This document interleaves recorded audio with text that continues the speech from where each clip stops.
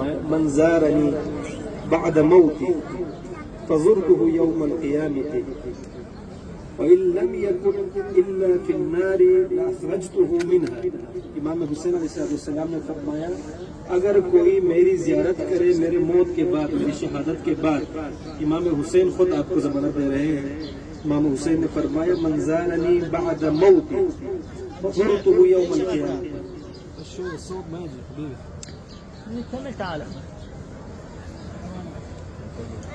امام حسین نے فرمایا من زارنی بعد موتی فزرته یوم القیامت، اگر کوئی میری موت کے بعد میری زیارت کرے، صلوات پڑھ لیجیے محمد علیہ محمد۔ امام حسین نے فرمایا کہ اگر کوئی میری زیارت کرے میری شہادت کے بعد تو بروز قیامت میں حسین اس کی زیارت کے لیے آؤں گا۔ وَإِن لَّمْ يَكُنْ إِلَّا فِي النَّارِ لَأَخْرَجْتُهُ مِنْهَا، اگر وہ شخص جس نے دنیا میں میری زیارت کی ہوگی وہ اپنے گناہوں کے سبب، اپنے معصیتوں کے سبب، اپنے گناہوں اور خطاؤں کے سبب اگر جہنم میں داخل ہوا ہوگا تو میں حسین اسے جہنم سے نکال کر کے جنت میں داخل کروں گا۔ تو امام حسین علیہ السلام کی زیارت کا ثواب امام حسین علیہ السلام نے فرمایا۔ امام جعفر صادق نے ایک اور روایت میں فرمایا زائر الحسین مشفع یوم القیامت لمئة رجل كلهم يستحق لهم نار ممن كان في الدنيا من المسرفين۔ جو امام حسین علیہ السلام کی جو زائر ہے وہ شافع ہے، شفاعت کرنے والے ہیں 100 لوگوں کا۔ یاد کیجئے گا امام حسین کا جو زائر ہوگا وہ 100 ایسے لوگوں کی شفاعت کرے گا جو جہنم میں داخل ہونے کے حقدار ہوں گے۔ زائر الحسین مشفع یوم القیامت لمئة رجل كلهم يستحق لهم نار، وہ 100 کے 100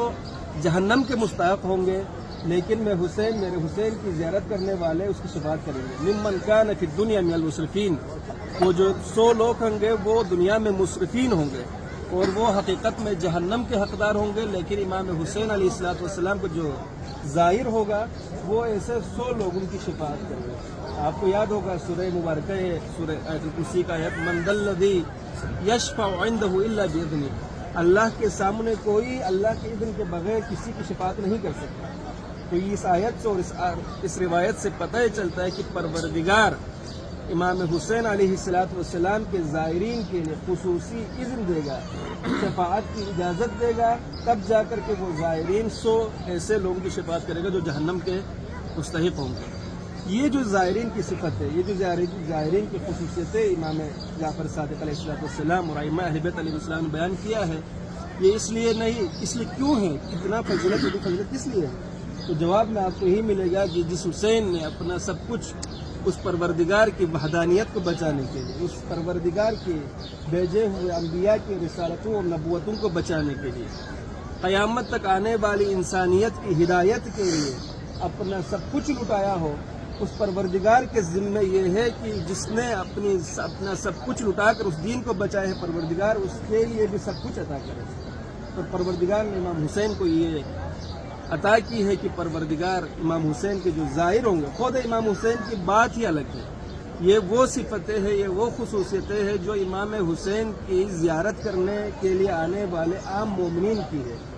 ہمارے جیسے، آپ کے جیسے گناہگار لوگ جو امام حسین کے نام سے متمسک ہو کے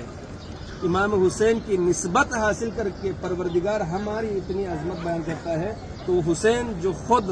دوش نبی کا سوار ہو، وہ حسین جو دین محمدی کا پیروکار ہو اور جو دین محمدی کا علمبردار ہو، اس حسین کی کیا اہمیت اور کیا عظمت ہوگی۔ آیت اللہ حافظ بشیر حسین نجفی صاحب فرماتے ہیں وسیق الذین کفروا وسیق الذین اتقوا ربهم الی الجنۃ زمرا، سورہ زمر کی جو آیت ہے، قیامت کے دن کچھ مومنین ایسے ہوں گے، مومنین کہ پروردگار حکم دے گا فرشتوں کو کہ یہ فرشتوں ان کو جنت میں بھیج دو، پروردگار حکم کرے گا مومنین سے کہ جنت میں داخل ہو جائے، لیکن یہ جو مومنین ہوں گے یہ جنت میں داخل ہونا نہیں چاہیں گے، تو پھر کیا کرے گا؟ وسیق الذین اتقوا ربهم الی الجنۃ زمرا، یہ فرشتے ان مومنین کے ہاتھ سے پکڑ کے گھسیٹتے ہوئے، کھینچتے ہوئے جنت میں لے کے جائیں گے۔ عجیب بات ہے کہ جنت کے لیے فرشتے لے کے جانا چاہتے ہیں اور یہ مومنین جانا نہیں چاہتے ہیں۔ تو حافظ بشیر نجفی صاحب فرماتے ہیں کہ میری پوری زندگی 60 سال کی زندگی میری اس تعلیم میں فقہ کے علم میں صرف ہو گیا. میں اس آیت کو جب بھی پڑھتا تھا میں سوچ میں مبتلا ہوتا کہ یہ کیا ماجرا ہے کہ مومنین جنت میں جانا نہیں چاہتے اور فرشتے مومنین کے ہاتھ کو پکڑ کے گھسیٹ کے لے کے جائیں گے جنت میں. تو مجھے ایک روایت ملی، حافظ بشیر صاحب فرماتے ہیں کہ مجھے ایک روایت ملی کہ جس میں امام نے فرمایا کہ بروز قیامت جب محشر کا وقت ہوگا، حساب کتاب مکمل ہو چکے ہوں گے، جنت والے جنت میں جا رہے ہوں گے، جہنم والے جہنم جا رہے ہوں گے، ایسے میں مومنین امام حسین کی زیارت کر رہے ہوں گے، امام حسین سے ملاقات کر رہے ہوں گے، اور وہ ملاقات اتنی طولانی ہوگی کہ فرشتوں کو حکم ہوگا کہ ان مومنین کو حسین سے جدا کرو، جنت میں داخل کرو. تو ایسے میں یہ مومنین کہیں گے فرشتوں ہمیں بیٹھنے دو یہاں پر، ہمیں جنت نہیں چاہیے، حسین کی دیدار چاہیے. ہم